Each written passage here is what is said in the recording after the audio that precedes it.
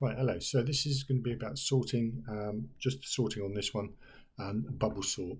This is something you may have done at school as well, but let's quickly go over how the bubble sort works. It's not the most efficient sort, but you're going to program this and do a more efficient version. So I'm going to show you the method of the bubble sort, show you how you're going to use it within the program that I'm providing with you. So the first thing is, there's the pseudocode that I'm going to use, and you're going to use here for the sorting. Now, the first thing we've got here is an array, 7 long, and in there I've just got some random numbers. Right, so I've got I. Now I is pretty important here because I's are position of where we are in the list. Now you notice I've got these 2 loops. All right, so we have inner loop and an outer loop. Now let's not worry about the outer loop. Let's just worry about this for I. Now it says for length of the array -2. Now the length of this array, as you can see, is 7. Okay, take 2 off that, we get to 5. All right, now that's important. So what do we do? Well, we have an array. Now this, we can assume that this array is called bubble array, and bubble array I. So I starts off at 0. So I'm going to put I here underneath the 0. So bubble array I is 22. Bubble array I plus 1 is the 33. All right, now that's really important that we understand that. If you don't, we're in serious trouble. Now it says there, if bubble array I is greater than bubble array I plus 1, it's not. So we don't go into that if. We come down to this N4, jump back up, I is now increased, and we move I up 1. Now we do the same thing again. If bubble array I, which is 33, is greater than bubble array I plus 1, it is. So what do? We swap these values around. So take that one out, move that one into there, and notice I haven't given you any code on swapping. Right, now what do we do after that? Well, we just move I up 1, and now we just do the same thing again. Is bubble array I greater than bubble array I plus 1? No, it's not, so we just move that up 1. Okay, we're now going to say bubble array I, is it greater than that? Yes, it is. So this time we're going to move that one out, put that one in there, and so forth. Right, move I up 1, and we do it again. Now bubble array I is still greater than the one above it. So again, got to do that, and then put that one in there, and then we move I up 1 again. Now it's at 5 now, so it's not going to go any higher than that. Compare those two, right, we see that, yeah, and there we go. Now this loop is finished, the inner loop, okay, because it's got up to bubble array length of the array -2. So what would happen is we've got 4 passes equals 0 to length of array -2. So what it's going to do is it's going to repeat this loop here 5 times. So we just now do it again. Put I back there and carry on. Now what's going to happen? Well, it's going to say, right, it's going to swap those 2 because that is greater than there. Now I'm not going to keep doing this forever, you'd be glad to know.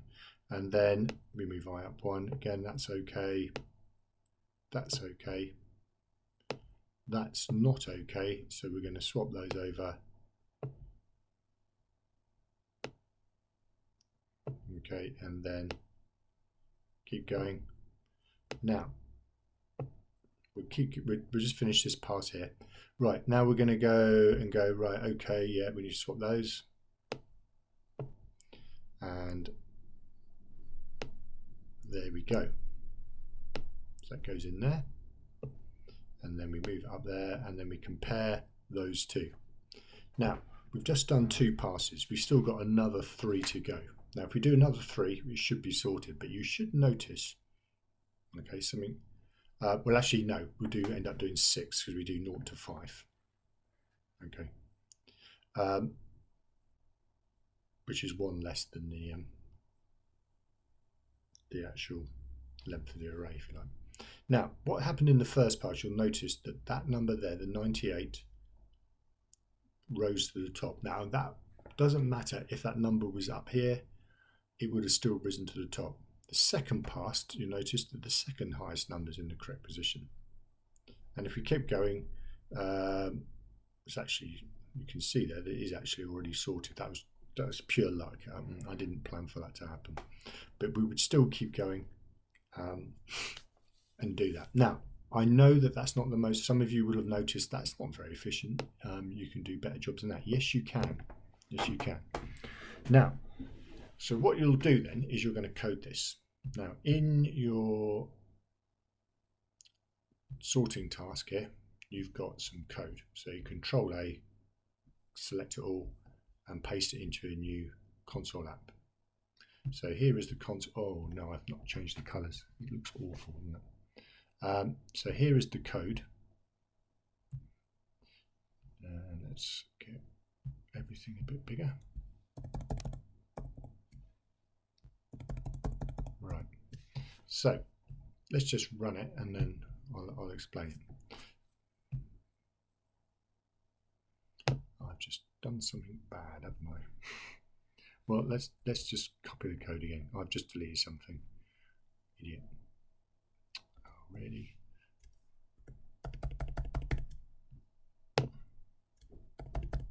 Right.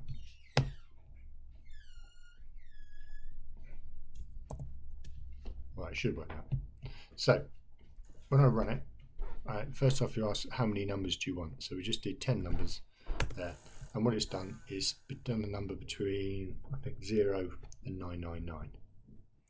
All right, so I can reset the array size if I want to make it 20 and so forth. I'll show you how that works in a minute. Now I've got some options here, so I can bubble sort it. Now when I bubble sort it, you notice it's not changed it because the code's not in there yet. And it's given us a runtime. We've got an option for efficient bubble sort. And we've got merge sort, which is something I'm not going to talk about today, but the merge sort, you notice it does actually sort it. But you notice it took only 0 seconds there. The reason for that is because it runs so fast. All right, it runs so fast you can't register the time. Now, when you do your bubble sort and you put it like 10,000, so you can set the array size quite easy. So let's just do there. 10,000, and then when you bubble sort that, when you do get to do the code for that, you'll see that it should actually stay some time. Notice that's not sorted. Okay, so let's have a quick look at the code. So at main, I've got a function, how many numbers. All that's going to do is return there. Now notice I'm actually doing some try and catches here, which I'll talk about later, but essentially that means it shouldn't crash if I try and enter some rubbish. So if I did empty numbers like that, it doesn't crash anymore. All right, talk about how to do that maybe in a lesson. Right, so that returns back how many numbers. Now I've got original array. Now I've got random the array and then display the array. So random the array from memory, it's just filling up with random numbers between 0 and 999. Okay. Now, so I've got display the array. So I've got these options in here. I've got a switch statement, which will please some of you. Now you can resize the array. Array.resize will do that. All right. Now, so that sets the array, and I'm using original array. Let's just making a copy of original array. So it's resizing that and then rounding it and then displaying it again. So that's on change the size. Now, then I've got bubble sort. Now what it's doing is I've got an array called bubble array. Maybe I should have called that bubble. What did I call it in here? Bubble array. Anyway, I'm calling it bubble array there. And then I'm cloning it. All right, so that's making a copy of that array. Now the reason why I'm not just sorting the original array is because I want to be able to compare bubble sort with an efficient version. So let's just have a look in bubble sort. F12. Now I've got a stopwatch timer, so it gets the time. I get the length of the array from there, and then it's got add your code here. Now what that's going to happen is, it's going to, if you put enough numbers in your array, like 10,000, 100,000, the time from there to there is going to take some significant time, and then we can display that time. All right. Now, so I've called it bubble array here in the actual parameter, which is good.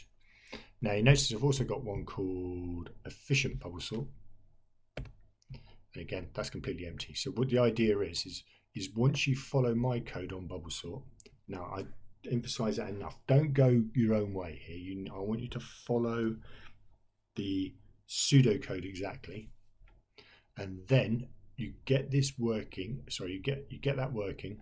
Now make sure it does sort. It's very easy to just assume that it sorts when it doesn't. So try it with short numbers first. Then you copy your code into here and then modify it. All right. And then you can go your own way to try and find more efficient versions. Now, talking of efficient versions, I was doing things inefficiently in here. All right. So there are ways of making this a lot faster. All right. I actually kind of, at least 3 things kind of maybe came to light that was why it was inefficient. All right. So your task then is to get just a normal bubble sort working, and then you can do the efficient bubble sort. Okay.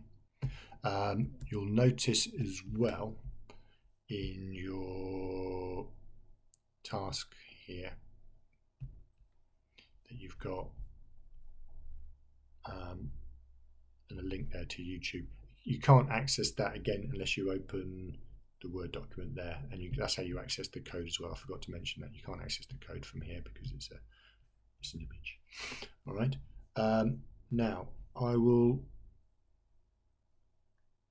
give you a place where you can put your code so I can see it. So I'll make something either on this page or on a new page where you can just put your code so I can see your bubble sort code.